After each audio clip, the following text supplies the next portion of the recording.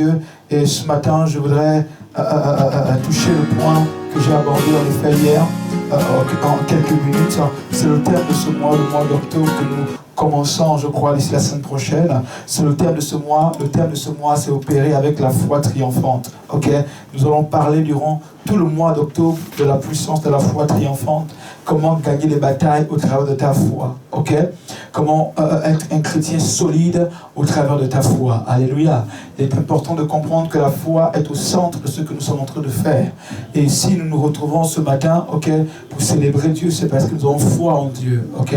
Nous avons foi en Dieu. Et nous verrons qu'est-ce que la foi et qu'est-ce que Dieu attend de nous. Et la foi triomphante est une foi qui t'amène quelque part. Amen. Amen. Alléluia. Et ce matin, j'aimerais simplement introduire, n'est-ce pas, ce que nous allons voir durant ce mois d'octobre. Parce que Dieu m'a parlé de manière extraordinaire, c'est que la foi, n'est-ce pas, que Dieu est sur le point de nous donner, est une foi qui va déplacer les montagnes. Alléluia. Peu importe la montagne qui peut se dresser devant ta vie, mais rien ne peut arrêter la foi. Alléluia.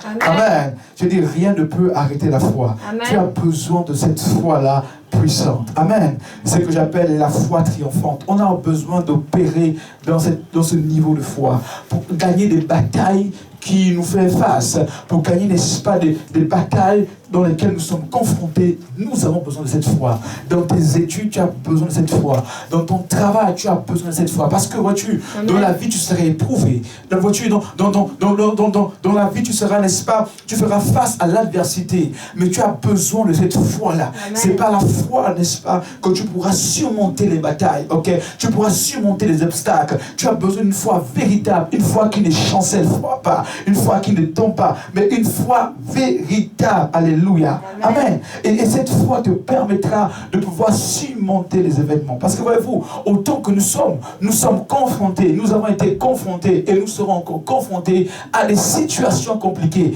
Et le monde dans ta vie où tu verras des portes vont se fermer, et le monde dans ta vie tu verras où les hommes vont te tourner le dos, où tes parents pourront te tourner le dos, ok? Mais toutefois tu auras besoin de cette foi en Dieu. Alléluia. Dis-moi amen ce matin. Amen. J'ai dit moi amen ce matin. Amen. Ton amen me comme pas, dis-moi amen ce matin. Amen.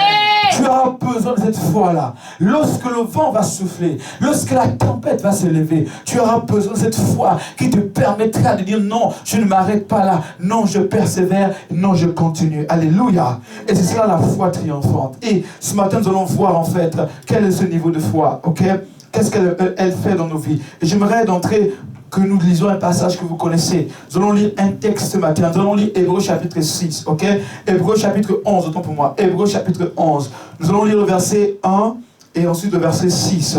Et je lirai donc différentes versions pour introduire qu'est-ce que la foi d'abord, de manière sommaire. Qu'est-ce que la foi? Qu'est-ce que Dieu attend par la foi? Et qu'est-ce que Dieu, n'est-ce pas? Quelle est la définition que la Bible attribue à la foi? Amen. Amen. Alléluia. Ce matin, je ne vais pas prêcher, je vais enseigner pour vous faire comprendre ces mystères. Alléluia. Amen. La foi. Ensuite, nous allons rentrer en profondeur sur la classification de la foi triomphante. Ouvrons nos Bibles dans Hébreux chapitre 11. Nous lirons le verset 1. Je lis pour vous ce matin. Je lis d'abord dans la version Louis II. Ensuite, je lirai dans différentes versions pour avoir une compréhension plus ou moins exhaustive de ce que Dieu, n'est-ce pas, est sur le point de nous dire par rapport à la foi. Voici comment la Bible définit la foi. Elle dit quoi? Dans Hébreux 11, verset 1, elle dit « Or la foi », vous êtes avec moi?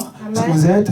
Or la foi est une ferme assurance. Dites ferme assurance. Ferme assurance. Or la foi est une ferme assurance des choses qu'on espère et une démonstration de celles qu'on ne voit pas. Je reprends. Or la foi est une ferme assurance des choses qu'on espère. Ok? Est une ferme assurance. Quand on parle de ferme assurance, on parle de cette assurance qui est certaine, qui est inébranlable. Alléluia. Qui ne peut pas changer en fait.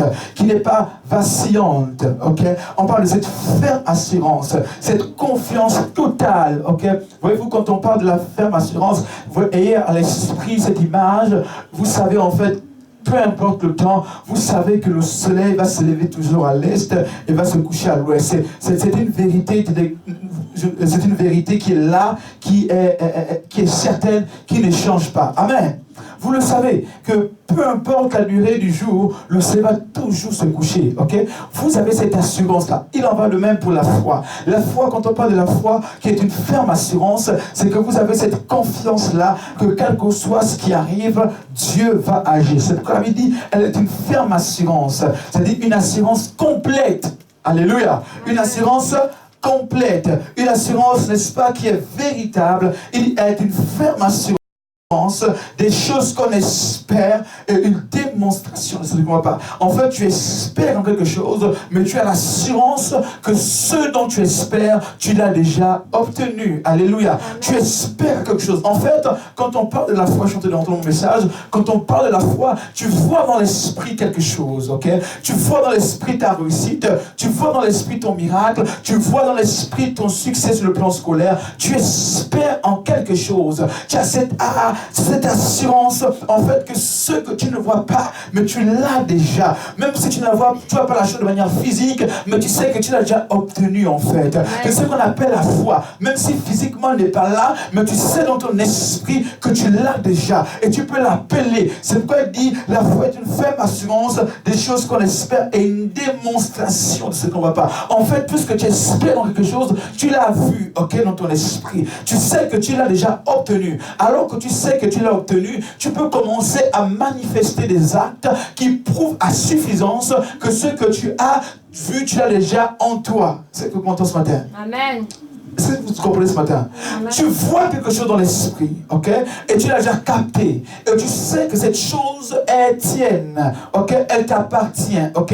Elle est à toi. Maintenant, tu commences à démontrer des actes qui prouvent comme quoi cette chose t'appartient, ok? C'est comme l'image d'une femme qui est enceinte, qui attend un enfant, ok? Voyez-vous, physiquement, du moins avec les yeux physiques, elle ne voit pas en fait comment l'enfant est dans son ventre. Mais elle sait dans son esprit qu'elle porte quelqu'un en elle. Elle porte un être en elle. Okay? Elle va commencer à poser des actes qui prouvent à suffisance qu'elle porte quelque chose en elle. Okay? Elle va simplement attendre le temps ou le mois de l'accouchement pour pouvoir matérialiser, n'est-ce pas, ce qu'elle a. C'est par exemple, elle sait qu'elle a un enfant dans le ventre. Alors qu'est-ce que la femme va commencer à faire? Elle va commencer à faire des courses. Elle va commencer à acheter, n'est-ce pas, des vêtements. Elle va commencer à acheter, n'est-ce pas, des tenues. Elle va commencer à acheter, n'est-ce pas, des trousseaux pour son enfant. En fait, elle prépare l'arrivée, n'est-ce pas, de son enfant. Parce qu'elle a vu l'enfant, elle commence à poser des actes qui prouvent et qui démontrent qu'elle porte en elle quelque chose.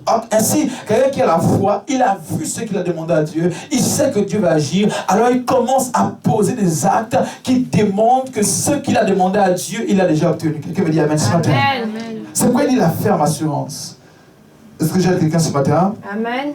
Est-ce que j'aide quelqu'un ce matin? Amen. Si tu es perdu, dis Amen. Donc tu es perdu. Alléluia. Alléluia. Si tu n'es pas perdu, dis Amen. Amen. On dit Amen plus fort que cela. Amen. Dis Amen comme le tonnerre. Dis Amen plus fort que le tonnerre. Amen. Oh, ton Amen n'est pas plus fort que le tonnerre. Dis Amen plus fort que le tonnerre. Amen. Alléluia. La foi. Regardez, la version Semeur, elle dit quoi? Elle dit ceci. La foi, écoutez, j'aime bien cette partie. Écoutez, il dit, la foi est une façon de posséder ce qu'on espère. Ok? C'est une façon de posséder, j'aime bien le mot posséder. Ok? Posséder ce qu'on espère. Ok? C'est une façon de posséder. Donc, en fait, la foi ici met en exergue le principe de possession. Il faut que tu possèdes quelque chose. Ok? En fait, on n'a pas la foi comme cela. On a la foi parce qu'on voit quelque chose, on la possède. Qui entend ce matin? Amen. Tu vois quelque chose, tu la possèdes. Et si tu possèdes quelque chose, elle est à toi. Et c'est une façon de posséder quelque chose. C'est un moyen d'être sûr des réalités qu'on ne voit pas. Ce que les autres ne voient pas, mais dans ton esprit, tu commences à voir. Et tu es sûr. Amen. Et un homme qui a la foi, une femme qui a la foi, elle ne peut pas ou il ne peut pas échouer. Alléluia. Amen. C'est pourquoi le diable, qu'est-ce qu'il va faire? Il va combattre votre foi. Je pose une question. Est-ce que vous avez déjà vu Jésus-Christ? Est-ce que vous avez déjà vu Dieu? Non. Physiquement, vous ne l'avez pas encore vu. Mais vous êtes là ce matin. Mais parce que vous croyez dans votre esprit qu'il existe. Vous le voyez dans votre esprit. Et vous savez qu'il est là. Et c'est comme vous êtes là ce matin. Pendant que vous êtes en train de dormir, vous êtes là en train de prier. Parce que vous aimez ce Dieu. Et vous savez qu'il existe. Ok? Et vous savez, n'est-ce pas, qu'il est avec vous. Même si vous ne le voyez pas physiquement, mais vous savez. Et vous avez ce qu'on appelle la foi en Dieu. Ok? Et vous savez que Dieu est en vous. Et vous possédez cette foi-là. Il en va de même. Dans le monde de manière globale, ok, vous avez besoin de quelque chose. Vous voyez cela. Vous possédez la chose. Il n'y a pas de foi sans possession. Il n'y a pas de foi sans possession. La foi t'amène à posséder des choses. La foi t'amène à obtenir des choses. En fait, la foi demande un résultat. Lorsque tu as la foi, il faut qu'il y ait un résultat. C'est le résultat qui va démontrer ta foi. Oh. C'est le résultat que tu vas obtenir qui va démontrer que tu as la foi. Amen. C'est pourquoi l'apôtre Jacques, il dit la foi sans les œuvres est une foi morte. La foi sans œuvre est une foi morte. Il dit, montre-moi tes œuvres sans la foi, et moi je te montrerai ma foi avec les œuvres. Il dit, montre-moi ta foi sans les œuvres. Ok, mais moi je te montrerai, n'est-ce pas, mes œuvres qui démontrent ma foi. En fait, les œuvres que tu portes, que tu poses, doivent démontrer que tu es un homme, une femme de foi. Amen. Alors, quels sont les actes? Quand on parle des œuvres, on parle des actes. Ok. Quels sont les actes que tu poses au quotidien? Quelles sont les œuvres que tu démontres au quotidien? Et les œuvres s'inscrivent dans le langage, dans les pensées, dans la manière de faire. Comment tu te comportes, dans ton comportement, alléluia. C'est ton comportement qui démontre si tu es une femme ou un homme de foi. Quand on t'annonce une nouvelle, est-ce que tu commences à trembler? Quand on t'annonce quelque chose, est-ce que tu commences à pleurer? Ok. Ou parfois, est-ce que quand tu vois ton téléphone sonner, si tu vois sur le numéro de ton pays d'origine, tu commences à trembler parce que tu dis, ah, si on m'appelle, peut-être c'est des mauvaises nouvelles qui arrivent. Est-ce que je décroche, que je ne décroche pas? C'est-à-dire que tu n'as pas encore la foi. Alléluia. Amen. Alléluia. Amen. Dieu se nourrit, on va voir tout à l'heure, Dieu se nourrit de notre foi. Dieu se nourrit de notre foi. Dieu consomme notre foi. Dieu, pour agir dans notre vie, il a besoin de ta foi. Il a besoin que tu manifestes ta foi. Ok? Voyez-vous, qui a déjà pris l'avion? Alléluia. Si tu n'as pas encore pris l'avion, c'est pas grave. Ok? Qui a déjà pris l'avion? Oui, quand vous voyagez de nuit, en fait, pour ceux qui voyagent de nuit, ok? Lorsque vous voyagez de nuit, avant que l'avion ne puisse atterrir, en fait, il y a ce qu'on appelle, sur la piste d'atterrissage, des signes, en fait, des petites lumières, en fait, ok? C'est là, en fait, ça montre, en fait, à l'avion, ou du moins au pilote, ça montre au pilote, en fait, l'endroit où il peut atterrir, en fait. C'est comme des signaux, en fait, qui démontrent au pilote, en fait, l'espace où, en fait, le périmètre auquel il peut réellement atterrir. En fait, ça démontre, ça donne des signes au pilote qu'en fait, là, tu te donnes cette piste d'atterrissage et tu peux atterrir là. En fait, sans ces signaux-là, la nuit, le pilote aurait du mal à pouvoir atterrir parce que ces signaux, en fait, permettent de localiser la piste d'atterrissage, permettent au pilote de localiser la piste d'atterrissage afin de pouvoir atterrir. Il en va de même pour le Seigneur, ok? La foi, c'est comme, en fait, ces signaux-là, en fait, qui prouvent à Dieu et qui attirent Dieu et qui permettent à Dieu de pouvoir agir dans ta vie. C'est pourquoi vous verrez que ceux qui n'ont pas de foi, Dieu ne peut pas agir dans la vie de ceux qui n'ont pas de foi. Mon frère, ma soeur, tu es là ce matin, tu m'écoutes. Si tu n'as pas la foi, oublie l'intervention de Dieu dans ta vie.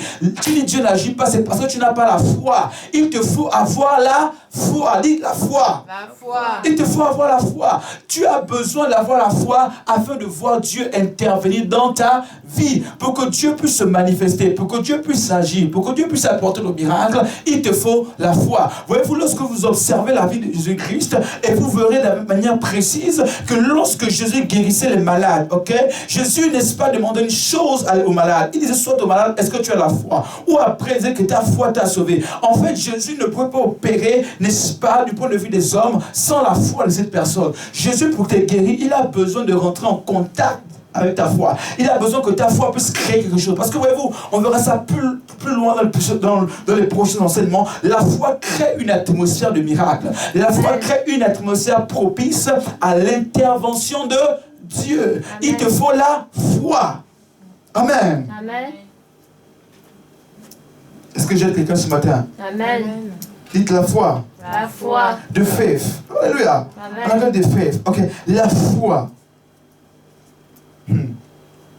Oh, j'aime la version français courant pour définir la foi. Là, nous sommes encore dans la définition de la foi. Ok? Ça va? Ça va? Je ne vous perds pas trop? Ok, gloire au Seigneur. Dans la définition, dans la version courant, elle dit quoi? Elle dit ceci. Mettre sa foi en Dieu,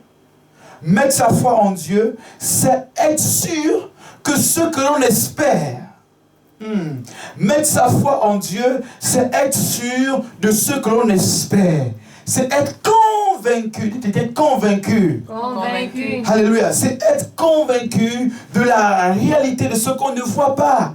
Il dit mettre sa foi en Dieu, c'est être sûr de ce qu'on espère. Tu espères en quelque chose, tu es sûr que cette chose, tu l'auras en fait. Amen. Tu es sûr que cette chose, tu vas l'obtenir. Tu es sûr que cette chose, tu vas l'avoir. Il dit, c'est être convaincu de la réalité de ce qu'on ne voit pas. Je suis convaincu de mon miracle. Je suis convaincu de ma guérison. Je suis convaincu de ma réussite sur le plan académique. Je suis convaincu de ma promotion au travail. Je suis convaincu de mon élévation. Tu es convaincu. Un homme qui est convaincu, on ne peut pas l'empêcher d'être convaincu. Personne ne peut te dire le contraire. Dans ton esprit, tu sais que Dieu va faire. Alléluia. Amen. Tu sais que Dieu va agir. Quelqu'un m'entend ce matin? Amen. Être convaincu. Donc la foi aussi, deuxièmement aussi, hormis la dimension de la capacité de pouvoir posséder, la foi aussi amène la dimension ici d'être convaincu en fait. La puissance de la conviction. On exerce autant pour moi le principe de conviction. Tu es convaincu de quelque chose. Amen. Alléluia. Amen. Tu es convaincu de quelque chose. Tu es convaincu de ta réussite. Avant de pouvoir convaincre les autres, il faut que toi, tu sois convaincu de ce que tu dis. Si tu ne crois pas en ce que tu dis, tu ne pourras pas, n'est-ce pas, amener les autres à croire. Alléluia. C'est pourquoi Jésus-Christ, lorsqu'il parlait des guérisons et des miracles, il était convaincu de la puissance de la guérison. C'est pourquoi il suscitait la foi dans la vie des autres. Alléluia. Amen. Et c'est cela qui est important. Amen. Et je vous ai dit tout à l'heure que Dieu se nourrit de notre foi. Et c'est important. Pourquoi tu dois manifester la foi? Vraiment parce que Dieu se nourrit de ta foi. Dieu recherche ta foi. Alléluia. Amen. La première raison pour laquelle tu dois manifester la foi, c'est parce que Dieu se nourrit de ta foi. Pour ceux qui prennent note, il faut le dire, Dieu se nourrit de ta foi. Regardez ce qu'il dit dans Hébreux chapitre 6, Hébreux chapitre 11, verset 6. Hébreux chapitre 11, verset 6, mes amis. Il dit ceci.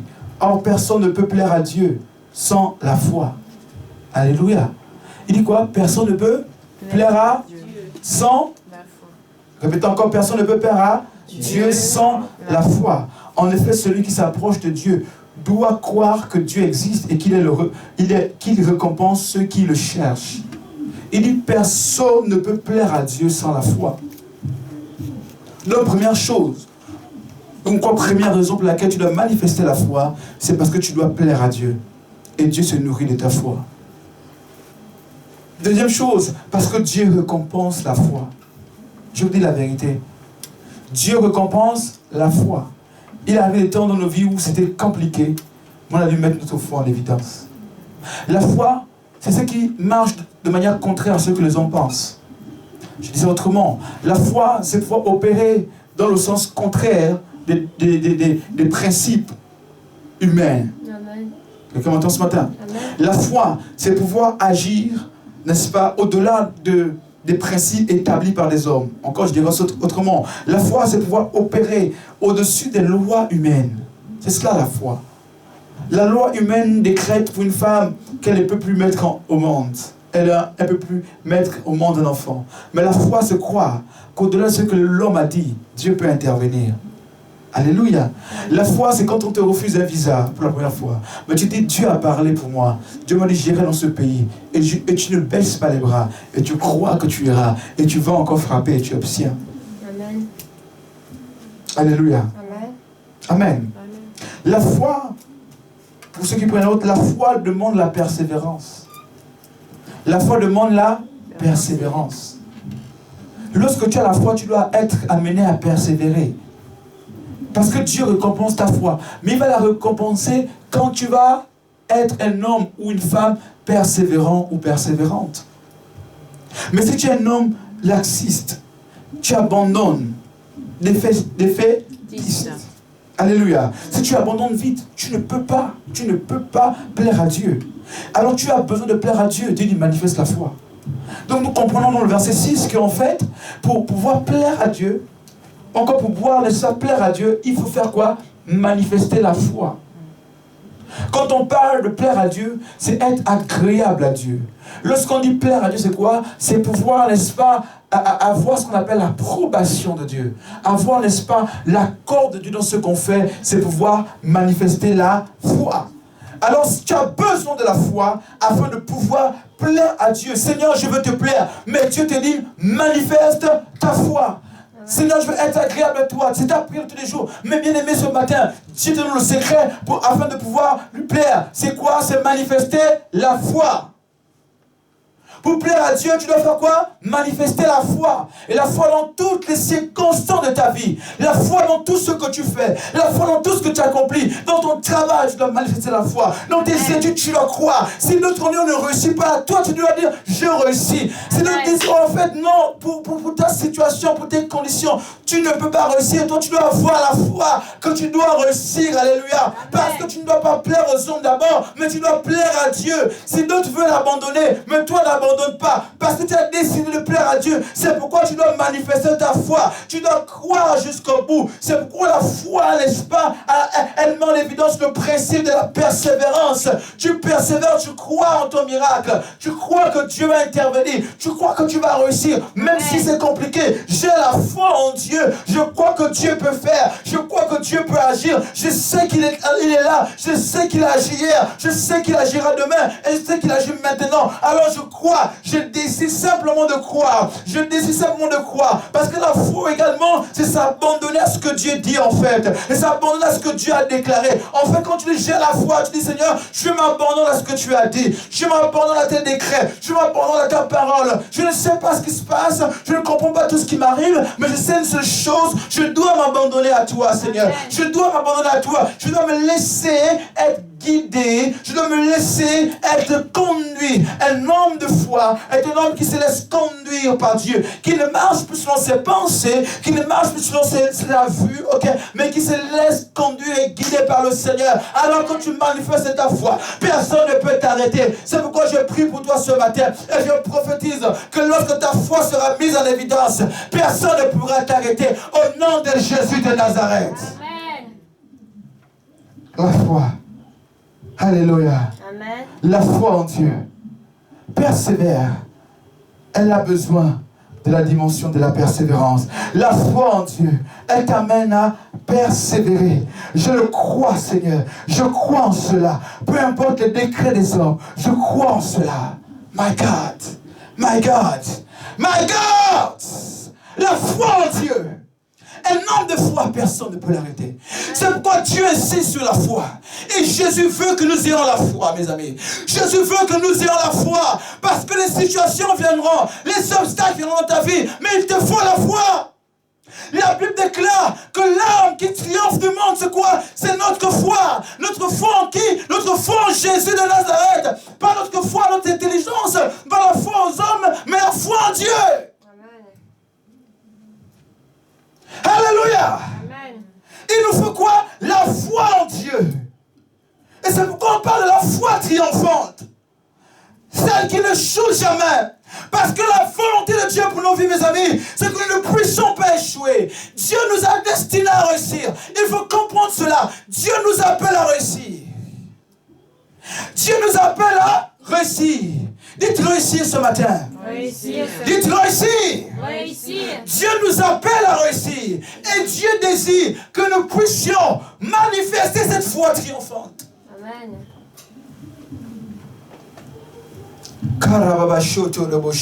Amen. Seigneur, augmente notre foi. Amen. La foi. Dieu s'est nourri de ta foi. Dieu a besoin de ta foi. Dieu veut que tu manifestes ta foi. Jésus a dit, lorsque le Fils de l'homme reviendra, trouvera-t-il encore la foi sur la terre? Où sont les hommes de foi? Où sont les femmes de foi? Alléluia. Alléluia. Où sont les hommes qui croient en Dieu? Où sont les femmes qui croient en Dieu, qui décident d'avoir confiance au Seigneur, qui ont l'assurance que Dieu va agir, même peu importe ce qui arrive, qui décident de croire en ce Dieu, qui savent qu'il est capable de faire. Dieu ne cherche pas les pleureurs. Dieu ne cherche pas ceux qui se plaignent. Dieu ne cherche pas ceux qui se lamentent. Arrête de te lamenter. Commence à manifester ta foi. Amen. Alléluia. Amen. Je parle à quelqu'un ce matin. Dieu te dit ce matin, arrête de te lamenter. Commence à manifester ta foi. Ce ne sont pas tes pleurs qui vont changer les circonstances de ta vie. Ce ne sont pas tes pleurs qui vont changer la condition de ta famille. Mais c'est ta foi en Dieu. C'est ta foi en Dieu. Et c'est pourquoi Dieu dit, il recherche des hommes et des femmes de foi. Il n'y a aucun homme qui a manifesté la puissance de Dieu depuis le temps de nos pères, depuis le temps d'Abraham, sans la foi. Dans le livre d'Hébreux 11, verset 8, la Bible dit, c'est par la foi qu'Abraham quitta sa maison, qu'il obéit et partit au lieu où il devait recevoir son héritage, et qu'il partit sans savoir où il allait. Avoir la foi, c'est être fou. C'est être fou de Jésus. Avoir la foi, c'est croire que Dieu peut le faire. Avoir la foi, c'est savoir que Dieu peut intervenir. Amen. Avoir la foi, c'est décider de croire que tout est possible, même lorsque les hommes disent c'est impossible. C'est cela que Dieu a besoin, c'est ta foi. Amen. Nous pleurons beaucoup, nous nous lamentons beaucoup, mais nous avons peu d'entre nous avons la foi. Et nous attristons Dieu par notre manque de foi. C'est pourquoi Jésus va dire aux disciples, il va dire aux disciples, il dit, oh, il dit, pourquoi avez-vous peur, homme de peu de foi? Et pourtant les disciples étaient avec Jésus, jour et nuit, mais ils n'avaient pas la foi lorsqu'à temps